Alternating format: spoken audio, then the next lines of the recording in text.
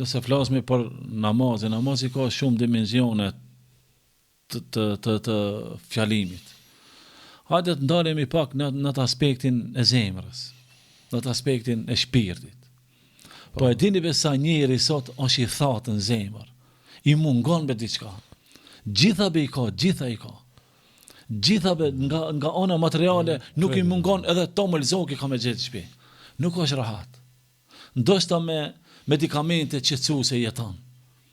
Se ai akoma nuk i ka ra ballin sejdë ta shijoje ki ball atë tokë ku të bere, që kreta të këqia që i kanë shpirtën e zemër, t'ja thithë toka, edhe t'i gëlltitë toka, t'ja pasrojë Allahu atë shpirt të nxim, ose atë shpirt të ngurosur, ose atë zemër të thatë, t'i themi, kur ai nuk e ka pasi lidhjen me Allahu dhul xhelal sa duhet.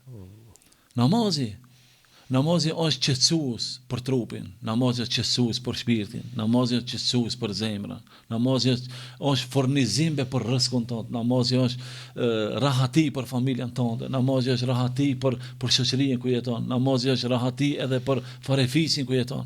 Apo gjitha sendet i ka namazi.